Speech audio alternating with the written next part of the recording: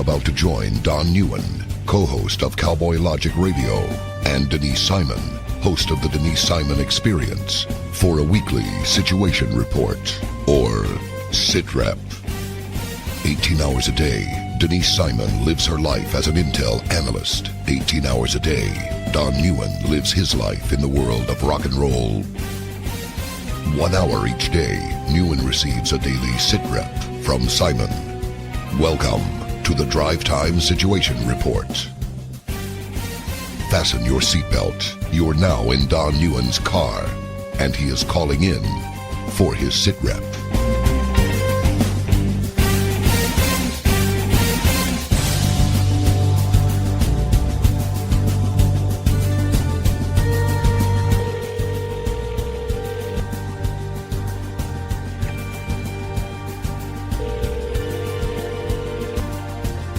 Hello. What's up, Niecy? It's your buddy Don. Hello, Mr. Don. Well, I got to tell you, Mondays when we do these sit reps are usually intense. But I've got the ability to at least during lunch or something like that scan some headlines so I can have somewhat of an intelligent conversation with you, or some, semi-intelligent. Appear like I have actually entered the ball game to play a little bit. Today, I have no business coming out of the locker room. It was so intense. I have no idea what happened in the world today. Thank God I have called you. That's all I can say. Ladies and gentlemen, welcome to tonight's Drive Time Sit Rep with a Don Neuen that has no idea what happened on the planet today, and a Denise Simon who I am desperately hoping can wrap her head around everything that happened today so she can regurgitate it in abbreviated form to you and me tonight on this Drive Time Sit Rep. Denise, Merry Christmas to you, girl. Merry Christmas. Happy Hanukkah. Okay, you too. And Happy Easter. Yes, sir. The three holidays that we haven't been able to talk about. Well, we have been able to talk about them, and we talk about them every week now that Barack Obama is out of the White House. Yes, indeed. So let's timestamp the show for all of our beloved listeners so they know when this confab is taking place. As I drive home I'm going through the hood right now, Denise. I'll have to update you on things that I see that are important and interesting. Okay. Okay. Right now, I don't see anything that's important and interesting other than nighttime. All right. So timestamp the show, and please bring me up to speed so when I get home, I'm more intelligent than when I left work. All right. Well, it's 8:34 p.m. Eastern, which means it's getting darker faster. And it's the 21st day of October in the year of our Lord, 2019. There you go. Well done, Denise Simon. Thank you.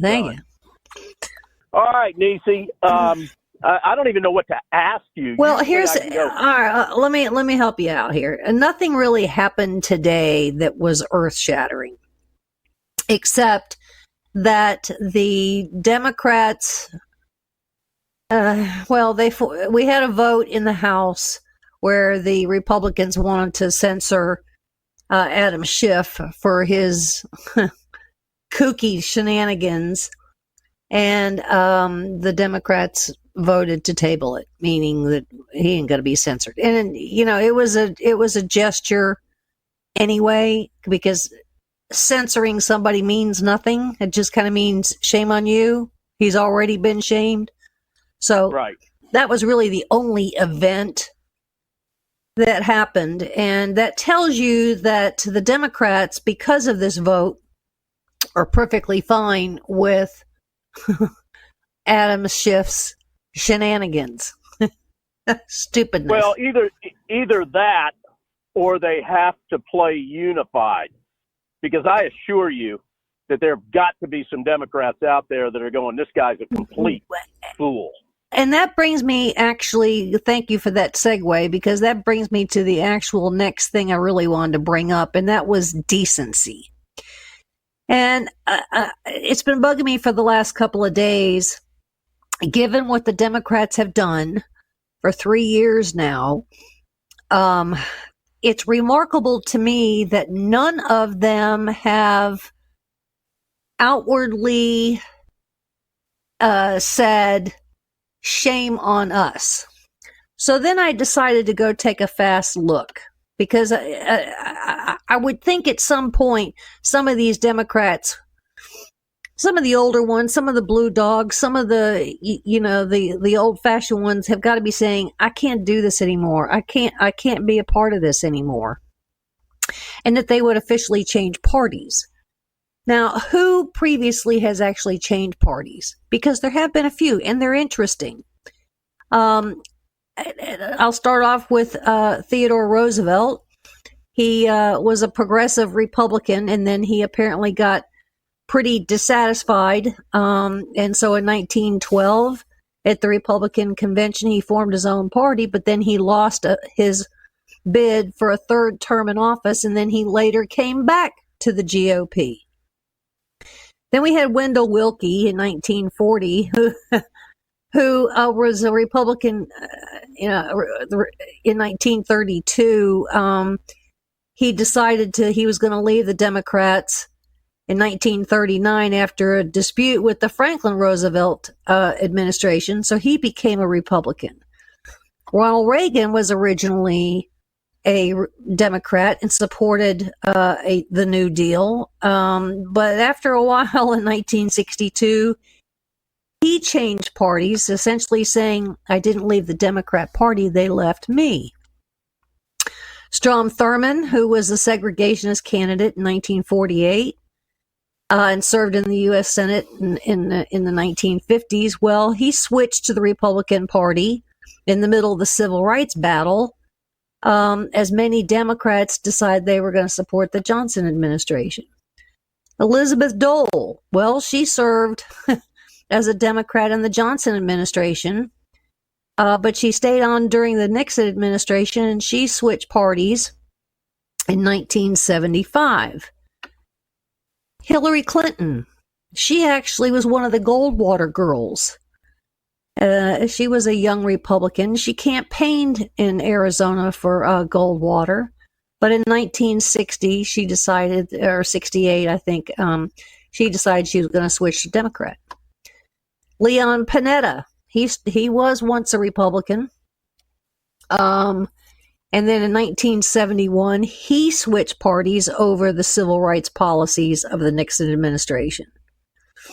Elizabeth Warren, she was a conservative. She always voted Republican, and then she decided that she was going to switch parties in the 1990s. So there have been some out there that have switched parties. I guess I'm questioning now, with as radical as the Democrats, the progressives, and the liberals, and the socialists, and the commies, and the Marxists have gotten, I really question how come we don't have some of your old-fashioned kind of Kennedy Democrats that are saying, I can't do this anymore, I got to switch. One word. Power. Well, see, here's the thing. The libs, whether they're Kennedy Democrats, which there are very few left, are married to this ideology of the sick and twisted. And they'll look like idiots and fools clinging to it. And when you couple that with the fact that I truly believe the Democrat Party is trying to hide something enormous and protect the Obama administration and the mainstream media, for that matter, they can't bring themselves to admit defeat. And that's what they do if they switch parties. There's only one way that I think this could happen. And that is if they felt like they had any chance of losing the power that they have as a senator or as a member of the House, to where they would be willing in their eyes to prostitute themselves and switch parties. Well, I start off with the word decency in this discussion, and They don't have it. well, as I want to say here, this is, I think, arrows for in our quiver that we can be challenging them and saying, where is your decency? And I would speak to, I can't get over it, and I actually interviewed somebody today and brought it up again. Kamala Harris and Dianne Feinstein attacking two judicial nominees in their confirmation hearing about their association with all things Catholic Church and Catholic organizations. I can't get over that one. In testimony, where is it? And those two judicial nominees, interestingly enough, didn't I don't think answered the question as they should have,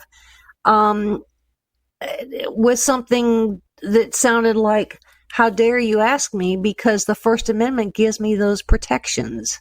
You have no right to even challenge me on those. So I think it's now time that we ask some of these people, where is their decency? Was it okay that they just attempted to destroy Brett Kavanaugh, when I think he's probably one of the more decent men we'll probably ever come to know? And I don't believe that the Democrats even think that a person that decent even exists. And then with the only person I have seen that has really two people come to speak out about Medicare for all and how we're going to pay for it and how stupid the whole thing is Rahm Emanuel. On the other hand, we have Van Jones that is saying, about Hillary Clinton, Hillary, these accusations that you're making against Jill Stein and Tulsi Gabbard are outrageous. Just shut up and go away. So there are a couple of Democrats out there that have no official political title. They're just pundits that are kind of speaking out. But in the larger realm of the whole sense of decency, we need to be saying, where is your sense of decency? Are you okay that you want to continue to strip away the protections of our Bill of Rights? When it comes to like gun control and all, we're not asking the right question. We should just go ahead and ask a Bernie Sanders or a Beto O'Rourke or Elizabeth Warren, is it your ultimate mission to repeal, to terminate the Second Amendment? Yes or no? Just put it out there in black and white. Is it your... they won't answer that. Elizabeth Warren, It doesn't matter. When she was hammered in the last debate, still would not answer whether middle-class taxes would go up. But that's the whole point. They're not going to answer. They don't care. Don, that's not the point. The non-answer is the answer. Well, I understand that. But Okay, what are you trying to accomplish by getting people that are only going to admit to being indecent individuals, scum of the earth, to the point where they should switch parties and have some kind of a revelation? All I'm mentioning here tonight, Don, are things for the listeners to to this show consider. Okay, a non-answer is an answer. Now, I wrote a piece today because it's been bugging me all weekend, and I titled the piece. I kind of worked on it. I had to think about it, but I titled the piece, "Your Forced RSVP to the Cancel Party." Now, I would say that the Democrats really need to be named. Their entire party needs to be named to the Cancel Party because of all the things that they're attempting to cancel. And one is obviously, I spoke about, the protections of the First Amendment, which is the right to practice our religion, whatever they may be and wherever they may be, the right to free speech. They're working diligently to cancel that. We obviously know about the second. But let me kind of mention a few others. And I would say that for all of Trump's faults, and he has plenty of them, what this cat is really trying to do is bring attention to the swampiness of the swamp. And we're finding out that the swamp is actually much bigger than we ever thought it was. Because you have people that work as politicians in government, then you got people that work for government, and then you got people that work outside of government that are probably more swampy than those that are in government. So in a lot of cases, what Trump is trying to do is redo the past administration's actions or inactions. Now, what are some of those? Well, obviously, we have the trade situation. Putting China in the World Trade Organization, where he's trying to, cure so many platforms that we have seen that have dealt with graft and corruption and those kinds of things. What else are the Democrats trying to cancel? Well, they're obviously trying to cancel history, and they're doing that by changing the education, not teaching civics, removing monuments, and eliminating principles and telling us that we ought to have all these new ones. I just spoke about the canceling the protections of the Bill of Rights, mostly all of them forcing government at the state and local levels to dispense their own versions of protections on us. The Democrat organizations, and I just don't mean the Democrat Party, but all of their affiliated organizations, what else are they doing? Well, they're canceling real news and replacing all of that with opinion. And because they're on TV, viewers have gotten so dumbed down that they don't realize that opinion is opinion and not fact. They're canceling and omitting laws and injecting protests and demonstration, gang violence, and shame. So they're canceling law on us. They're canceling life. I would say that they're canceling new life for late-term abortions, and yet they oppose the death penalty. Figure that one out. They're canceling public safety and sovereignty by enabling homelessness, sanctuary cities, legal challenges on immigration law. And this is the biggest one, I think. They're canceling self-governance for full reliance on government. They're canceling access to health treatments, medicines with overwhelming costs, deductibles, and policy restrictions. They're canceling privacy protections when it comes to banking, healthcare records, personal habits, buying trends, education, travel, and home life. They're canceling the consequences for unlawful acts while selectively applying consequences for others. Application of indictments and sentencing is subjective. And then they're canceling, this is another one that really hurts too. They're canceling constituent access and legislative input. So they're forcing us to join their party. We don't want to. The conservatives and the Republicans, even some libertarians, they don't want to be a party to this. But they're forcing us into this party. And it's almost like we're being pushed and shoved and shamed to join the festivities.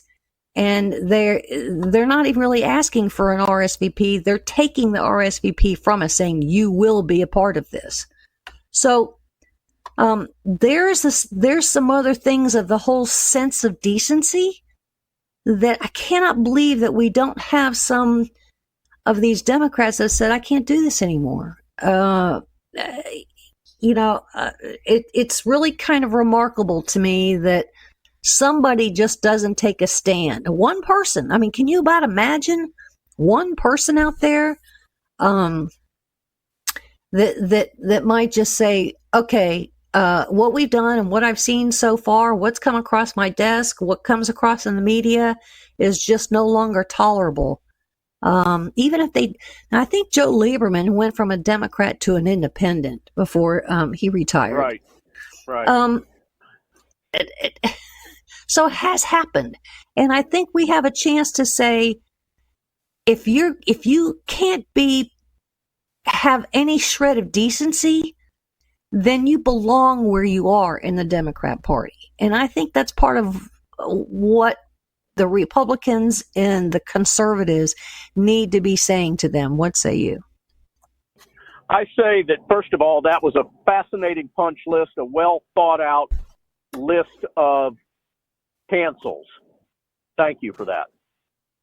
I mean, they are a cancellation party, don't you think? Well, yeah, but I also think that a Democrat politician is not going to become morally responsible to the point of what you're wanting to accomplish. Having said that, I do believe that our listeners and conservatives and Republicans can take that punch list of cancels and talk to fellow Americans and voters about it. There's only one way that we're going to be able to save the republic. There's only one way that we're going to be able to defeat this absolute decline of moral, the decline of our moral compass. And I don't think, where I do disagree with you, I don't think we're going to get a single Democrat to flip. That's not the point. Do the right thing. Again, it's kind of like, because they're not going to answer, their non-answer is an answer. It's not the point that we get them to flip. It's that we get to. How many times has Rand Paul been shamed when he's been traveling, or Ted Cruz, or Kirsten Nielsen when they have been out because Maxine Waters said wherever they are, you say you don't belong here and you go after them, right? Cory Booker said the same thing. Well, this is a noble means by which we don't have to go in there and get in their face and make sure we interrupt their travels or their dinner meal. But we get to say to them, we know that you're not going to change parties, but as long as you're in it, then here's what we believe, that you have no sense of decency. And this is what your party has done. And because you have stayed with it and you don't speak out against it, then you're no better than the worst person in the party. So again, I'm not expecting anybody to switch. It's just, that's where we get to argue. I don't expect a Democrat politician to give one rat's ass about that. What I expect and would hope is that we can flip voters, we can spark enthusiasm to vote. There's only one way we're getting rid of these schmucks. There's only one way, and that's to vote them out of office. They do not care what you, me, or our listeners have to think about. They don't care what we think of them. They don't care about whatever we could confront them with. And listen, I'm not negating the great work you just did on that. And the job is for the voter. The job is for our fellow American citizens to understand your punch list of cancels and cancel their asses in November. Ladies and gentlemen, you're listening to the Drive Time SITREP. My name is Don Neuen. I'm the co-host of Cowboy Logic Radio. I'm coming to you from my personal vehicle driving home late tonight after work.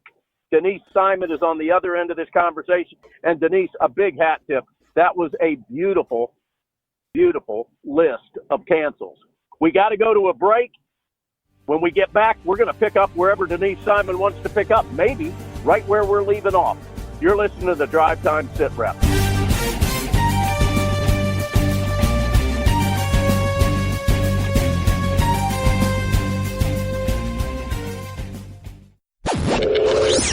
Check us out on the web at cowboylogic.us.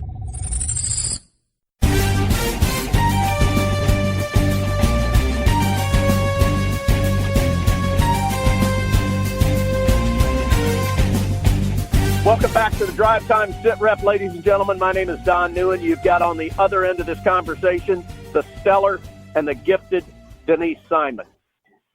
Denise, where do you want to go from here? Do you want to stick with the list of cancels? Well, Where do you want to go?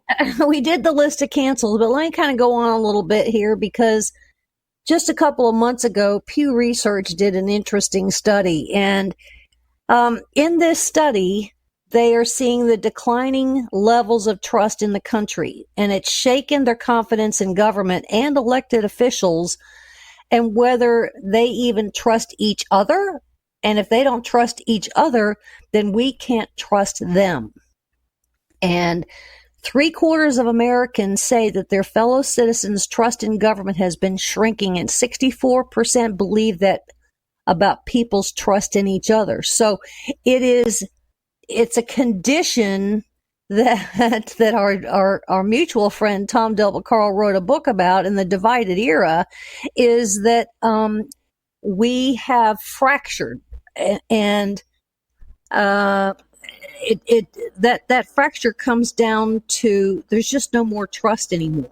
Now, the interesting thing is that 2/3, almost 64%, say the low trust in the federal government makes it harder to solve the country's problems. 4 in 10, 39%, who gave a follow-up answer on why this is the case, cite domestic concerns, of which, interestingly enough, immigration, border issues, health care, guns, and violence are at the top of the list. When it comes to environmental stuff, taxes and budgets, gerrymandering, voting rights, those are on the list, but they're lower than on the list. Now, the third thing that came out in the Pew Research is that most think the decline in trust can be turned around. More than 8 in 10 Americans believe it is possible to improve the level of confidence in people that we have in government.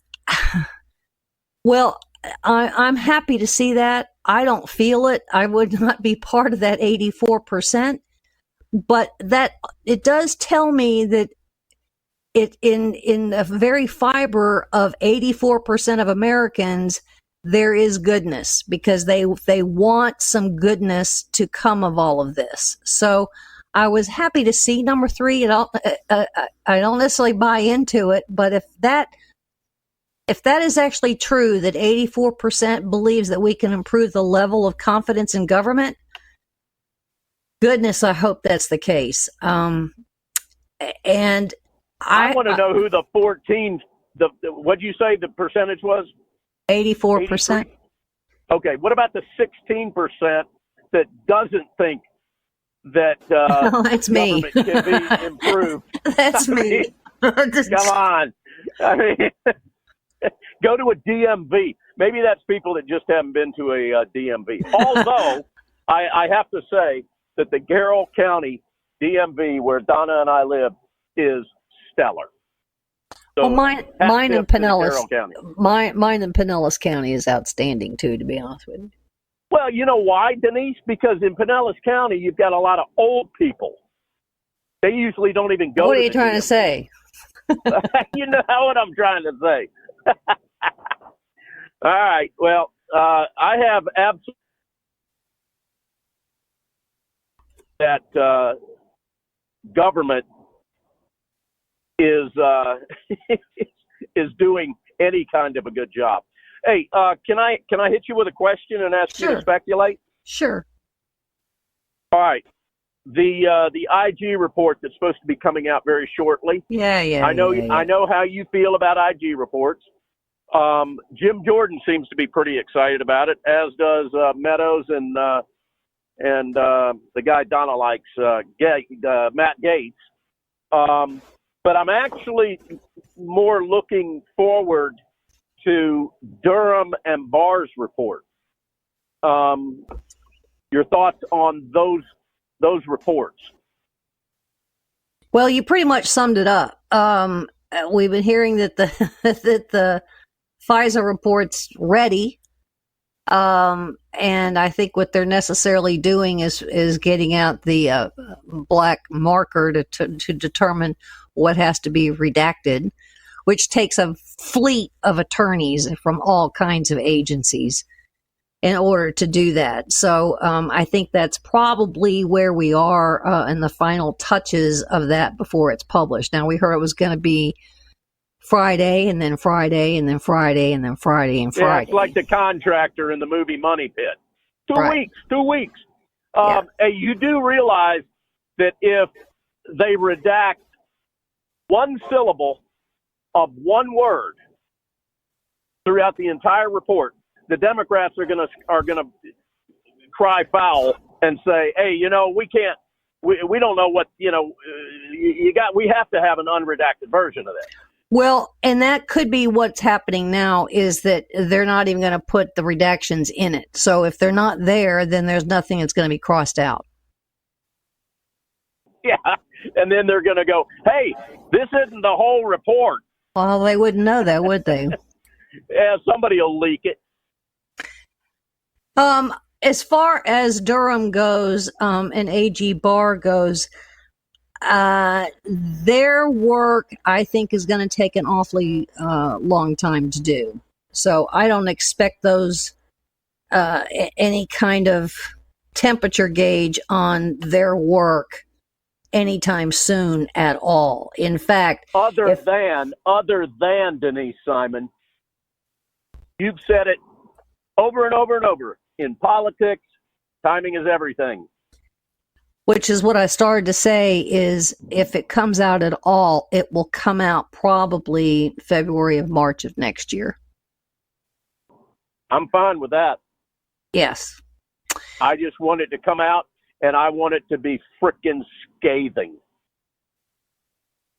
Well, here's an interesting situation here, and maybe some of the listeners can respond back in whatever means that they can to this conversation. And that is, when people are out of government, when they leave government, when they resign, then the arms of legal consequence to their illegal activities while in government, they cannot be reached. And I think that's probably one of the reasons that Bruce Orr is still on the payroll and some of these others that may be still on the payroll. So, we keep saying, why are these deep staters still on the payroll? Well, in order for there to be some consequence, I think they still have to be on the payroll. Those that have left government. Explain to me why that's the case. That's what I just said, Don. Maybe some of the listeners can tell us why that is. But, will there be any kind of consequence to James Comey for any of his wrongdoings? I just don't see it. Do you?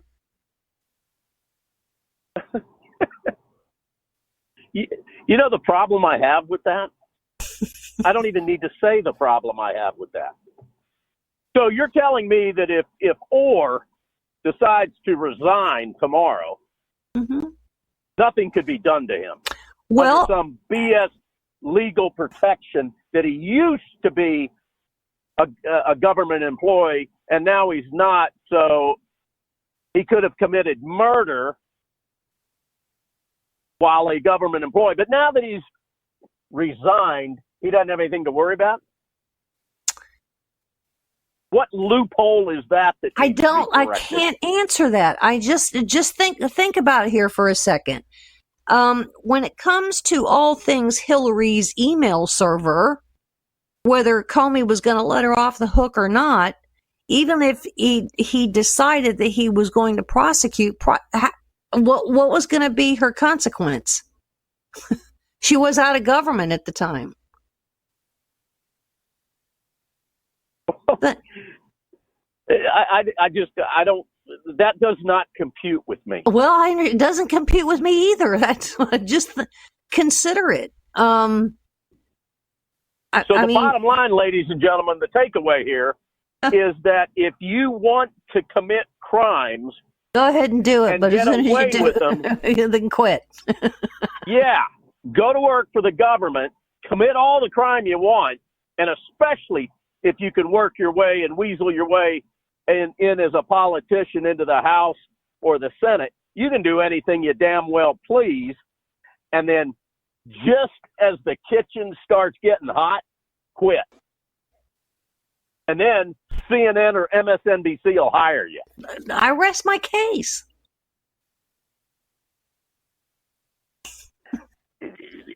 Please tell me that we're not that damn broken. I get it that we're broken. Have you? Tell me we're not that broken. I think we are. I mean, I've been struggling for the last couple of days, sitting here thinking to myself, okay, who was in government that did some really bad stuff that left government and there was no consequence? Or let me say that again. That there was a consequence, that they were prosecuted. I can't think of one. Can you? Well, about the last time that I could think of anybody, and they maybe had not left government, was Watergate. Right. So let's look at Peter Strzok, who is suing the government because what was he, or was it Peter Strzok or somebody else? I think it was Peter Strzok. No. We're not done with his ass. Okay, we're not done with him. It wasn't Peter Strzok. It was McCabe. We fired McCabe 2 days before, or what was it, just hours before he was going to retire. We had to do that real fast because if he retired, then he was unreachable. See what I'm saying? So okay. So hold on. Let me understand something. Because if I'm confused, there's a chance that we may have another listener confused. So what you're saying is if they are fired, then we can go after them. But if they just I was going to explain. In his particular case, we gave him the consequence, which meant that one, that he didn't get his retirement in full measure. I think he only got 60%, 2/3 of it. So we hit him financially because we fired him. And that will be the end of his consequence. If there's going to be any other consequence for what he and Peter Strzok and Lisa Page and the rest of them did, there aren't any consequences for them. Do you see what I'm saying?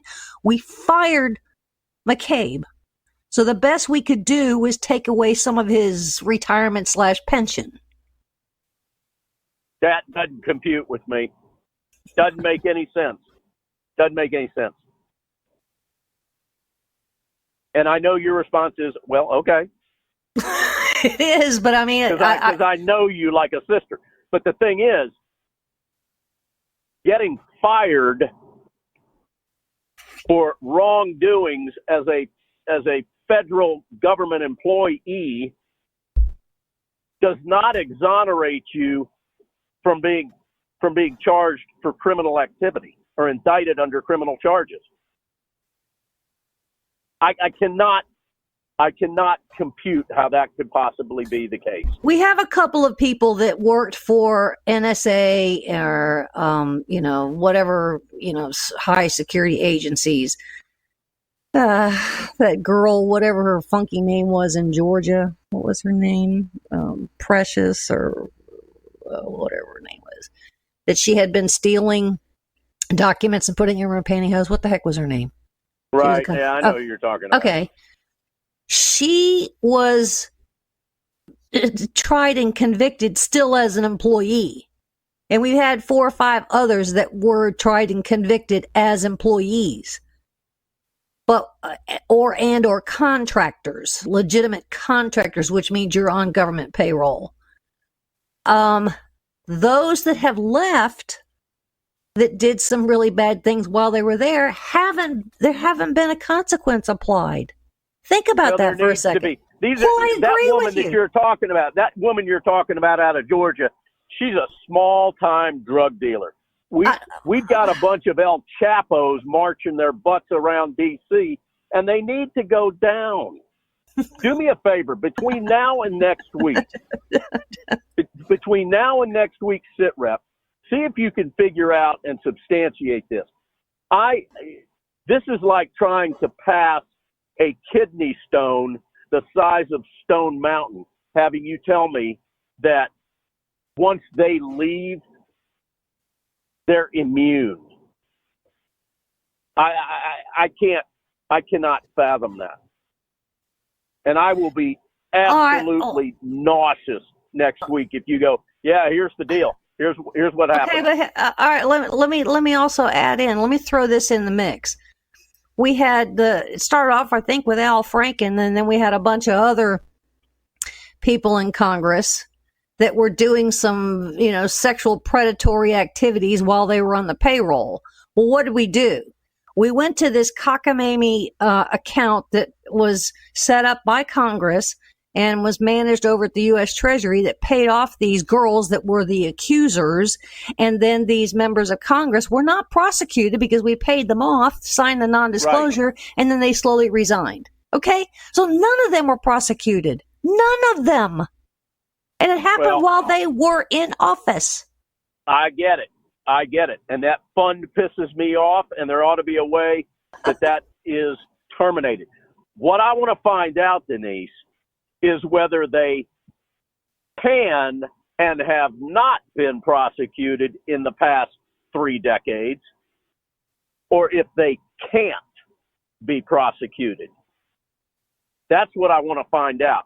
Because if you come back and you tell me, well, they can, we just haven't, if history is indicative of the future, it doesn't look like anything's going to happen, then at least I've got a little bit of hope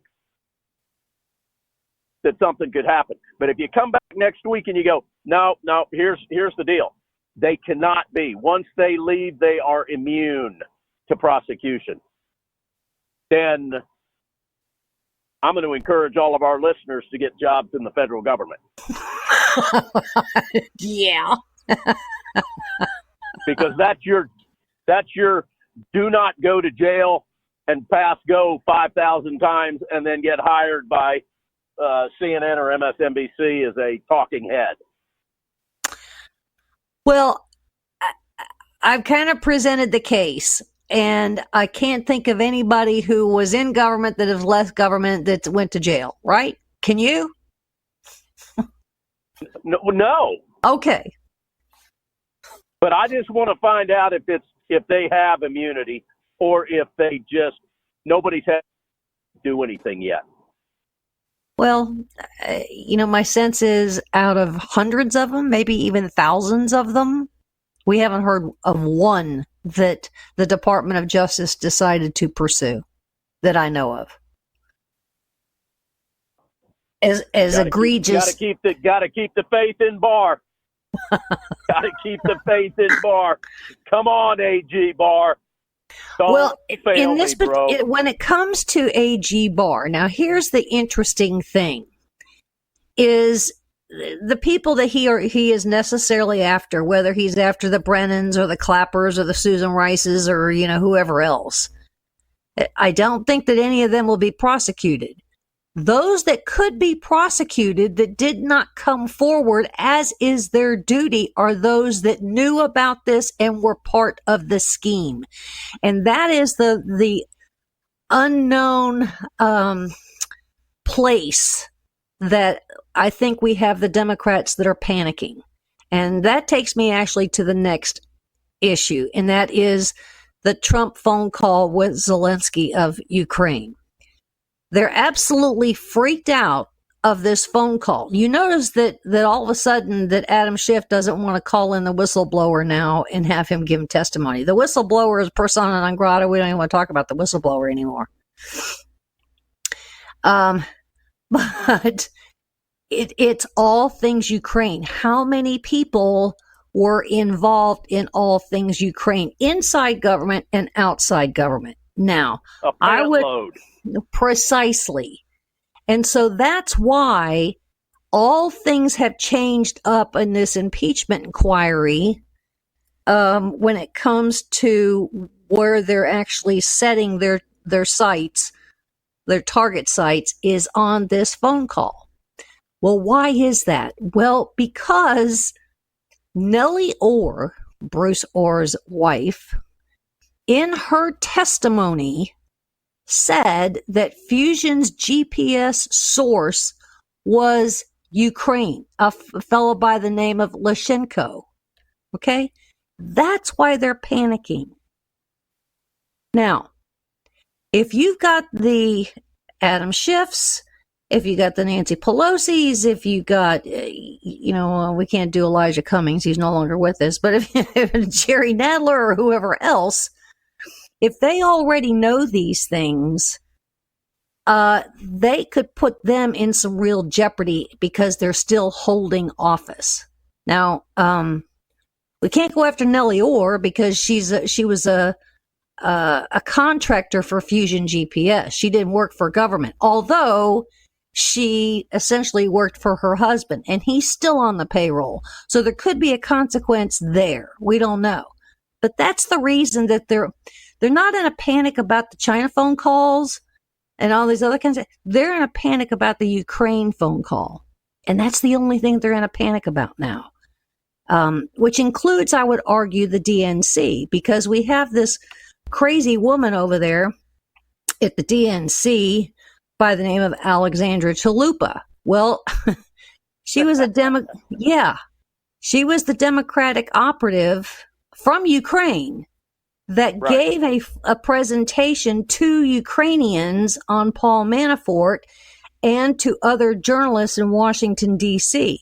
So now this could hurt the DNC into itself. So I would say that's the reason for the impeachment inquiry, is that they are terrified of what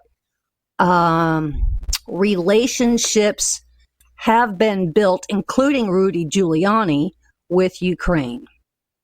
And let me ask you this, Denise, and I'm not going to disclose on the air the individual that said this to Donna and I, but he is a very credible man. Okay, he doesn't think there was a whistleblower. Okay. Your thoughts on that? I think there was. I definitely think there was. He thinks Adam Schiff is the whistleblower. That this has been concocted by Schiff. Well, I don't see it, mostly because we obviously had somebody in the White House Situation Room that was part and parcel to the phone call that told at least a couple other people, and that went and told this whistleblower, and then the whistleblower then became the whistleblower. So I'm not as concerned about the whistleblower as I am about who in the White House, of which you and I have discussed before, that Trump controls, is the turncoat. Well, I agree, but you're interested in your interest in that turncoat. You don't have to have a whistleblower. That's not a whistleblower. It's somebody feeding Schiff potentially information that Schiff turns in and fabricates a whistleblower over. Now, I'm not saying that this is what I'm buying into. I'm just saying it's kind of interesting to think about, given the fact that Schiff does, and the Democrats don't want to have anything to do with this whistleblower now. Maybe there wasn't a whistleblower. Well, maybe there was just somebody leaking information. Hey, here's an opportunity, Schiff. Here's an opportunity. We got to bury this guy. We got to bury Ukraine, and here's how we can do it. And Schiff manufactures a frickin' whistleblower that never did exist. Well, a person does exist because the person did fill out the report. Whether they got the help from Schiff and his staff, we now know that to be true. How do we even know they did fill out a report, Denise? Because you have the Inspector General that has it, and it's been presented. that inspector general was a joke. He was a total joke. Well, I mean, you got DNI, and the inspector general. Well, that lends credibility to it. And that they worked with the Office of Legal Counsel, which means the White House and the Department of Justice on this. So you've got some tangible piece of paper that has a name to it. Yeah, a piece of paper that's been altered. We don't know that. Yeah, we do. I don't know. Okay. Mr. What's his name on South Park. Okay. All right, Denise, you got about a minute. Where else you want to go? Well, time flies when you're pissing off everybody that's listening to the show.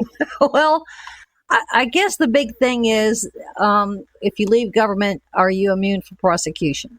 And my gut tells me the answer to that is yes. All right, well, please find that out. I'm going to sit here for 7 days with a kidney stone the size of Stone Mountain until you either help me release that stone or bust it up. Anyway, we already know that things are going very much sideways when it comes to the impeachment inquiries. We also know that Pelosi is not telling this White House the things that she's doing because she mysteriously, with her envoy, unannounced, shows up in Afghanistan after she goes over to Jordan. So now she's decided that she's going to get into foreign policy. And nobody knew that she was going to Afghanistan because remember, I think the last trip that she was going to make, Trump said you can't have our planes go. So, yeah, just be very be censored over that. No, nobody's going to get censored. So you see what I'm saying? I mean, that's just where we are. All right. Well, here's where we are: 8, 7, 6, 5, 4, 3, 2, 1. Ladies and gentlemen, you've been listening to the Drive Time SITREP with Denise Simon. Great job tonight, Denise. I taught you quite a bit on some of this stuff, and I sure appreciate the hard work you did putting it together because it is valuable and useful, and I hope that our listeners will take advantage of this. Ladies and gentlemen, we hope that you have a great week. Denise and I will see you next week. Denise, take us home. Thanks for being with us. Thanks for listening, and God bless America.